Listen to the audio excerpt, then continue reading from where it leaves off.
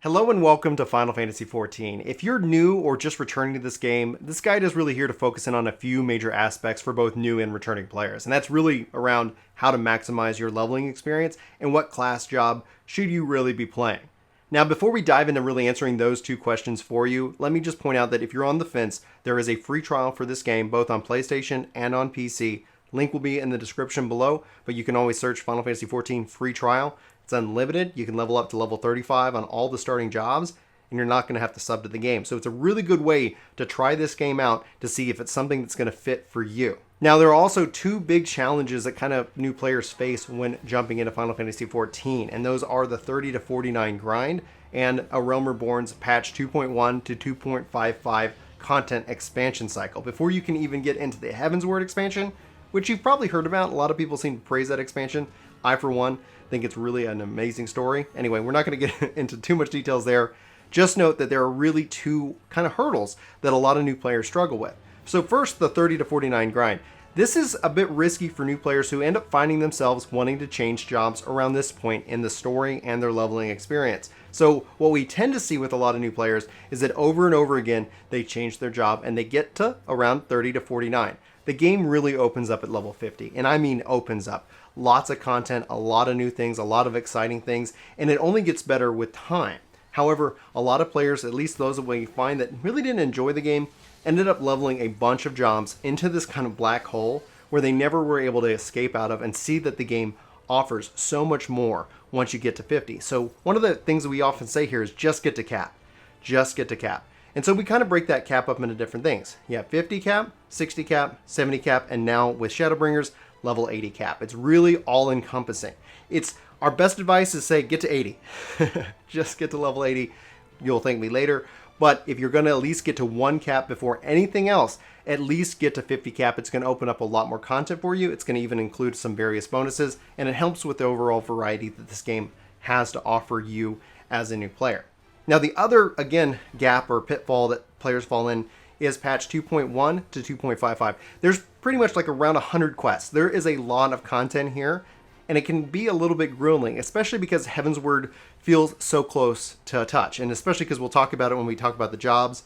Some of the jobs you have to actually get into Heavensward to unlock Dark Knight, Astrologian, and Machinist. So if that's something you want to play as, it adds an extra hurdle. They never did this again, thankfully, but those are kind of the two biggest pitfalls when starting out in Final Fantasy XIV.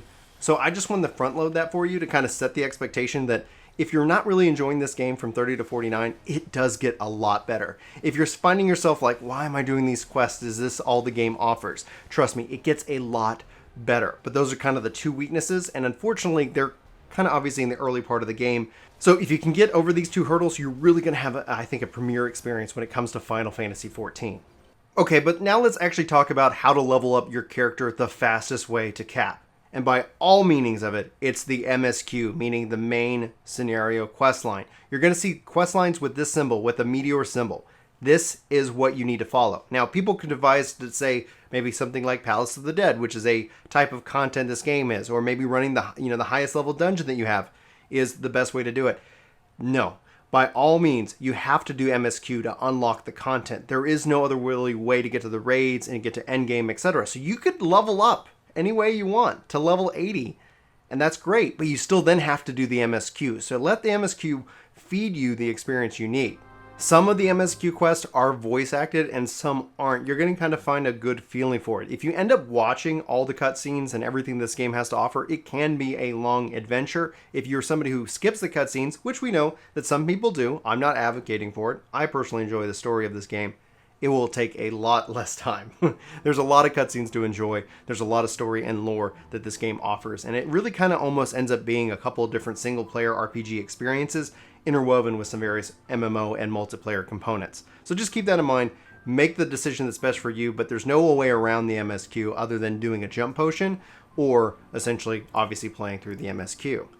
Now, the other thing you want to prioritize along with the MSQ is any quest that has the plus symbol next to it. This is going to unlock some kind of feature, some piece of content, something that is important to you or that you'll end up appreciating. This helps differentiate it from other side quests that are good and can feed you with experience. I'm going to let you choose whether you want to engage with those side quests or not.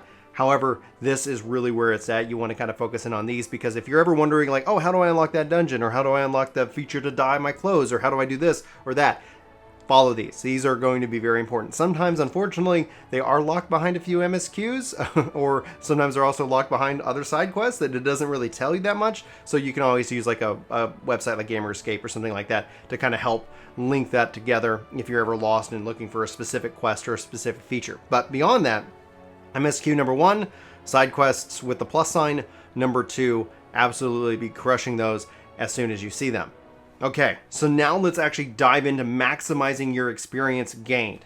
In the game, you're going to want to go to inventory and you want to go collect food. Food has various different properties. It can vary depending on your role and what you're trying to accomplish. But beyond trying to maximize what type of food you should be eating, because it's going to vary, look at the stats to kind of figure out what you want.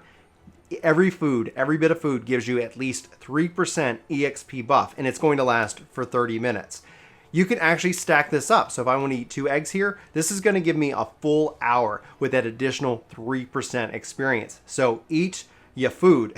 It's going to be worth it. It adds up, and it's, you know, it really kind of helps. You can find like obviously cheap food like the eggs, like any market, very cheap. You can craft them if you feel like you want to dive into that system. But beyond that, make sure you catch food, figure out any which way you get it. The game's going to actually also reward you with some. You can see I've quite the collection of it right now because I like to use it for various different things. So again, do that. The other thing you want to use is various gear that can provide you experience. If you ended up pre-ordering Shadowbringers, you're going to have gotten this ring that is going to be level 70 or sync down. It really is an amazing piece of gear, but it gives you 30% additional experience when level 70 and below. What this means is that even though right now my character is for a paladin is level 74 at the time of this recording, if I go into any synced content, any content that's level 70 or below, this earring effect applies. So it's not just when your maximum level is a certain level. It is actually any time that you're in sync content, you're going to have access to this earring and other pieces of gear that you can get from the Mog Station or various other promotions, and that's going to help you in your leveling process. So pay attention to your experience gear, make sure you apply it whenever you're in content, and go from there. In this case, the Aetheryte earring was only available as a part of pre-order. They might open it up later or other gear of that sort. So keep an eye out for it as you tend to play the game. You're going to want to collect this stuff as much as possible. The game also has a rested XP system. This is where you log out in towns or near Aetherites. You're going to accumulate rested XP. This has a maximum, so eventually you will cap out on the amount of rested XP. And as you level, you will use that rested XP. But it's very important. So anytime you're about to log out for the night, be sure to do so in any of the cities or any kind of town. You'll have this little moon symbol next to your character's experience bar. This tells you that you are gaining rested experience, and you can see that the rested experience will continue, which will be represented by the blue in the experience bar itself. So that's how you know you got rested experience. You'll show up in your experience bar as you kill monsters, and it applies an additional 50% bonus until it's out. You couple this with the armory bonus, and this is why we continue to say get to cap. Armory bonus is an additional 50% on top of whatever experience bonuses you currently have applied for any job that is under your maximum level job. So if your maximum level job is 50, once you hit whatever is 51 doesn't get the bonus. As you level your maximum, you're not getting that bonus. But any alts that you level are going to be getting that bonus. That's why we feel it's important to always get to level cap, because that's going to maximize the amount of time, and you're not going to spend a lot of time kind of bouncing back and forth. Plus it gives you that satisfaction of completing a goal, that satisfaction of having that job at cap, being able to have access to the various endgame content while you choose to level up maybe 1 or 2 additional roles.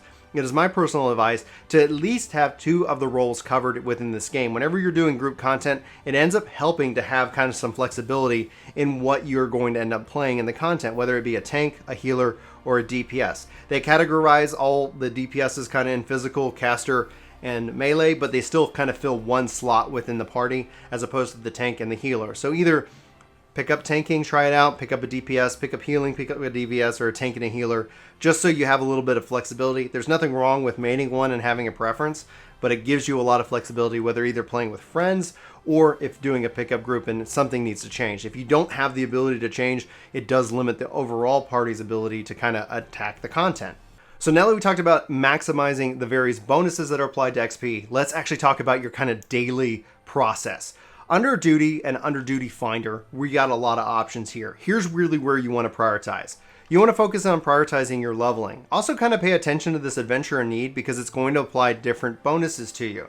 So this is very important when it comes to overall play. Leveling, I think, is probably my first priority. Then my second priority would be the 50, 60, 70 dungeon. Both these two are 4-man content. So if you got friends, you can bring them along with you and you can kind of play this. If you got a pre-made, you can actually go in with any kind of build that you want. I'll leave it up to you how you choose to play it. Trials is 8-man content. This is also a good part of that. That's what I prioritize next. And then finally, I prioritize Alliance raids. All 4 of those are going to give you a really good helping of daily experience. They reset at 10 a.m. Central Time. You can, I figure out the math wherever you are for that. But overall, it's going to give you that bonus that's a part of kind of your daily consumption of XP. And then from there, you can use it to obviously have a variety within how you do things. There's a couple other leaves here. You can do guild leaves if you want. You can do normal raids if you want. Main scenario will reward a ton of experience, but you cannot skip cutscenes. It can be a very long process. So personally, I do not recommend doing that. I'm going to let you choose what you want to do with your time. But the 4 that I mentioned, leveling, 50, 60, 70, trial roulette, and alliance raids, I would try to make sure that you hit on a day-to-day basis, and you'll find yourself making lots of progress, making lots of ground over the course of time, just using those daily bonuses alone and not really having to worry about any other content from that perspective. Same thing applies when we talk about kind of your daily. You have a weekly process, which under logs and under challenge logs. If you haven't unlocked the challenge log, it opens up at level 15 out in Limbs of Lamenza. Easy quest to do. It's got that plus sign like I talked about earlier, so go dive into it. This is going to reward you weekly experience by just doing the things you're doing.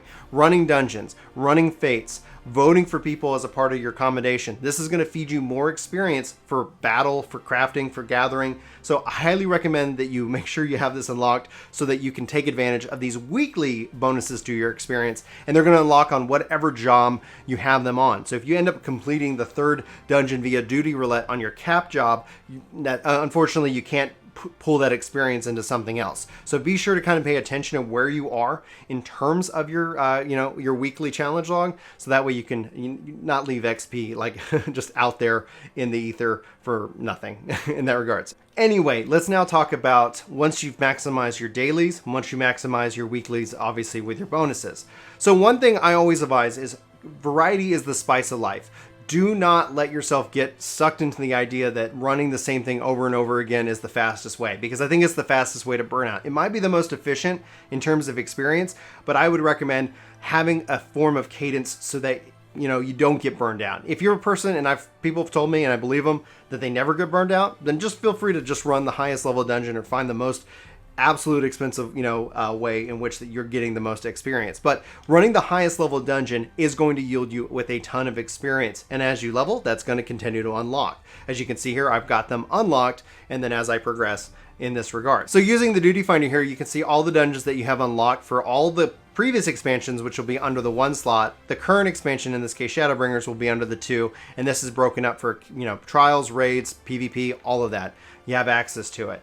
So kind of keep that in mind, weave that in and out as necessary. Beyond that, you have a couple other systems in here. Around level 17, you're going to unlock the Deep Dungeon, and this is from ARR all the way up to level 60. This is a different piece of content in which that you can get a lot of experience and really kind of try out jobs before you fully commit to taking them all the way. Again, this opens up at level 60, and there's another version called Heaven on High. Same kind of system. It goes from 61 to 70. You can use this to level up experience, and you have your own progression system that's baked within the system itself. It's randomized. It can add a lot of variety if you want to. You can solo or you can bring in random groups. Really, it's up to you. You only get rewarded the experience for both of these pieces of content once you have actively completed the 10 level floors. So you have 10 levels, and then you can move kind of to the next section and you get your bonuses. If you fail within that 10 levels, you actually don't end up getting any experience or reward on the outside world. So there is a little bit of risk there, not necessarily as bad for the lower level stuff. The higher level stuff can get really challenging, so keep that in mind. Now, the other thing this game offers beyond the instant content of dungeons and trials, etc., is that we have the Beastmen Tribe quest. There are some that take place basically from 40s to 50s as a part of ARR. You can go find those really anywhere. They're going to be those plus quests to unlock them. But I'm going to focus right here on the 50 to 60 and 60 to 70 Beastmen Tribes. You get several, you get 12 essentially a day, and these are going to sync up to your level. So if you whether you take them on at level 50, 51, 52, they're going to scale up and give you rewards appropriate. I recommend making sure that you're doing this. These also have various cool unlocks of mounts and things like that. So if you're waiting in queue, if you've got a long queue time, these are really good things to kind of fill in your daily rotation and give you decent amounts of experience rewards. So you can find these guys out. So they have various 2 different Beastman quests for the battle side of it. You have the OK Zandu is one example with these guys. Or you can go out to the Vath in the Dravanian Four Lands and talk to the Vanu, and this is their Beastman tribe for Heavensward. So that's going to take you from 50 to 60. Now from 60 to 70, you're going to have the Kojin, which is out in the Ruby Sea. Or you have the Anata out near the Appearing Stones in Garabanya. So take advantage of these. You're going to rank up with them, and the more and the higher rank you are, this is just going to add value. Again, this is really good for your queue times. If you end up doing all of these things, you're going to end up having a long play day and a long play session. So prioritize them in the order that I'm giving you: your roulettes, your deep dungeons, your beastman tribes. And one bit of thing, but beyond fates, which I would say be in level 70 and above would be the ideal place to do that. You can kind of use fates if you want, is you have the concept of daily hunts. Now, daily hunts are going to be a system that unlocks from your Grand Company, the thing that you pick around level 20. Be sure to follow this along. Now, you can see I've got a daily and a weekly, and Elite is going to give different rewards. Now, from 40 to 50, this is going to be the AR daily hunts itself. It's going to give you a list of things that you can go and kill. You can go check the map, you can drop a flag, you can go find the thing, kill it, and get the rewards, experience, seals, all the various different currencies that they have. But really where this starts to open up for you is the clan hunt board from Ishgard at 50 to 60, and then even out in Kugane from 60 to 70. If you check the clan hunt board here, you can see that you actually get level 1, 2, and 3, and these are daily hunts, giving you a lot of things to go out and kill. If you're kind of, where can I find this, Brian? I'm in Kugane or I'm in in Ishgard. You can see this on the mini-map or the map itself as the hunt board, this little symbol. So take a look for that. Go and make sure you're grabbing those. Gives you plenty of things to do alongside Fates, alongside Beastmen, to kind of refresh this, to kind of feed you a really decent amount of experience. And with that, with the hunts, the tribe quests, the deep dungeon, the highest level dungeon, obviously your roulettes, your challenge log, your food buffs, all your various XP buffs that you can take, you're going to find, I think you're going to fly through leveling any alts that you have in this game. Obviously getting to cap is the most highest priority that you should run with it. And obviously if you can get past the 2.1 to 2.55 grind and the level 30 to 49 grind, I think you're going to be in for a treat of an experience. But now let's go ahead and shift into talking about what job should you pick, because leveling is one thing, but starting off with the right job so you don't end up getting caught in the level 30 to 49 grind, I think is also critical. So let's go ahead and summarize the jobs for you here and now. So now that we've talked about how to maximize your leveling experience, let's go ahead and jump into the different jobs and really talk about them, their roles, and what they really mean for you. We're going to be doing in-depth guides on each of the roles and jobs specifically, so be sure to check out the channel and our other videos for more in-depth job specific information. But let's go ahead and really break it down for you if you're getting started with picking your first job. So the first thing when starting out and obviously making your character, the race doesn't matter. It's just literally a kind of a visual skin, something that you're going to prefer and hopefully enjoy. You can even change this later as the game progresses. The game will even reward you with a Vial of Fantasia item, which allows you to kind of reset your race and all of that. That's going to happen later. You can also purchase those from the Mog Station, basically where you handle your subscription with the cash shop and additional items. So don't feel like you're going to make a change or set something now that you'll never be able to change. Everything is kind of fluid and flexible when it comes to this game. But when it comes down to actually picking your job, you have a lot of options to start off with. Some of these options are going to end up changing as you level and progress through the game as well. But to start out, you have the options of Disciple of War and Disciple of Magic. Now with War, Gladiator is going to become Paladin. This is the tank role. This is going to have you run ahead of everybody in group content. This is going to have you grab the hate and take the hits. Pugilist in this case is going to become Monk. This is a physical DPS class. It's going to bring a lot of pain to it overall. But it starts off in Ulda, just like Gladiator as far as that goes. Now Marauder is going to start off in Limsa Lamenza, and it will evolve into the Warrior. Another tank role here, very heavy-handed on the DPS, a really great starting job to play. If you're interested in kind of starting off as a tank, in this case, Gladiator is probably a really good choice. Marauder is also a really good choice. It really depends on kind of what you were going to end up feeling as far as it goes. Then from the Disciples of War, you have Lancer. This is going to evolve into Dragoon. This is a very classic Final Fantasy job, also a physical DPS role as far as it goes. Then lastly, over the Disciples of War, you have Archer. This is going to become Bard. This is a ranged DPS job. You have a lot of movement here with this job, being able to kind of stay away from the action, but also be able to constantly put out damage as well as kind of support your party with various songs. Then in the Disciples of Magic category, you have Conjurer. Conjurer is going to become your white mage. This is a healer. This is, in fact, if you want to play a healer, this is the only healer you have starting out at level 1. Then you have Thaumaturge, which is going to become Black Mage. This is a caster DPS, bringing a lot of power to, to casting. If you like casting ice and fire and thunder, this is going to be the job for you.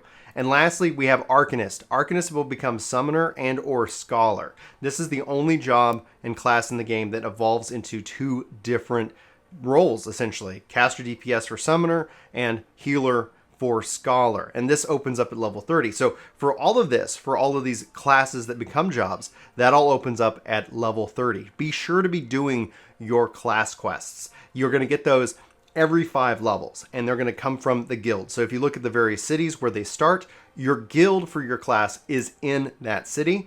Just go find them, go talk to them. They're going to have a nice little plus sign next to the quest, and that's going to continue to unlock that. And again, you get those every 5 levels. They're going to feed you with gear. And then at level 30, that's going to then evolve you into the job quest line. And that's going to take you all the way up to level 70 for this game. And then from 70 to 80, it shifts to a kind of a role-centered quest system with a final job at the cap. So beyond the base starting classes and jobs, there are multiple other jobs that you can unlock by just playing the game. For the base A Realm Reborn expansion, you have Rogue, which is a class that opens up at level 10 in Limbs to Lamenza that eventually evolves into Ninja at level 30. You also will get access to the Blue Mage with the base ARR expansion. So just keep that in mind. Blue Mage will start off at level 1, and it's a little bit different. It is a limited job. It's not going to essentially be something you can play through all the way through the story. In fact, it has lots of different limitations. It's a fun little bit of content that you can kind of play, but it's not technically a full job in the classic definition of what you'll see with all the other jobs. There are also more jobs that are promised to be coming into the limited system, so we're gonna have to see how that evolves with time, but we'll update you when that happens. With Heavensward, you get access to 3 different jobs: Dark Knight, Astrologian, and Machinist. The unlock requirements for each of these jobs is a little bit different and a little bit odd because you have to get into Heavensward to unlock them. There are no other requirements beyond that. There's no way to get access to them until you've actually cleared patch 2.55. This is the only time and the only expansion where this actually came into play this way. With Stormblood and Shadowbringers, all you have to do is really hit the level requirement to unlock them. But with that out of the way, Dark Knight actually is a tank and it opens up at level 30. This is a tank that obviously wields a big, great sword, and it's got a lot of different abilities. Very magical, very... Actually, I really enjoyed this job, but again, you have to beat ARR to be able to have access to it. Then as the healers go, you have Astrologian. Again, this unlocks at level 30. This completes out all 3 healers within Final Fantasy XIV. This is going to give you a card deck which you can kind of play with, put out different buffs on your party, as well as various different shields or healing over time abilities. They're kind of really flexible in that way, where White Mage ends up being more a healing over time healer, very pure fantasy healer in that regards. Scholar ends up being more of a shielding and pet healer. This has the card mechanic which helps differentiate it a little bit from the other healers specifically. Then the last job of the Heavensward expansion is Machinist. This is a ranged DPS, much like in the category of Bard. You're going to have a lot of movement. You're going to have a lot of different abilities. They just reworked it for Shadowbringers. So give it a shot if you've got access to it. It's a lot of fun to play, and you can't go wrong right now with Machinist. And then from here we get into Stormblood. This opens up 2 new DPS jobs, the Red Mage and the Samurai, and these open up at level 50 and they start out at level 50. There is no longer the requirement that we saw in Heavensward to get into Heavensward to unlock this. So you can easily unlock this before you unlock the Dark Knight, the Astrologian, or the Machinist. So Red Mage starts off in Ul'dah, begins at level 50. It's a caster DPS, much like that of Black Mage and Summoner, and can do a lot of really cool movement abilities. Highly recommend it. Really enjoy this job. And the other DPS is the physical DPS, the Samurai. This is a powerhouse of a job. In fact, I've always kind of referred to this as the Black Mage of melee. Very focusing on damage. It's got a lot of movement abilities. It has a lot of things to manage, and it feels just right. I really enjoyed playing Samurai. I still enjoy playing Samurai. If you really are into that DPS and maybe Dragoon isn't cutting it out for you, maybe check out Samurai once you have it unlocked at level 50. Then, with the Shadowbringers expansion, and at level 60, you're going to unlock 2 new jobs, the Gunbreaker and the Dancer. The Gunbreaker starts off actually out in Gridania, and again, the only requirement is being level 60. It is a tank. This completes the 4 different tanks that you have right now in Final Fantasy XIV. Again, for tanks, these are going to be the role in which that you're charging forward, you're setting the pace of dungeons, you're leading the party into battle. And tanking with the changes has become even easier. So be sure to check out our tanking guides on that for getting in more detail about how to tank in Final Fantasy XIV.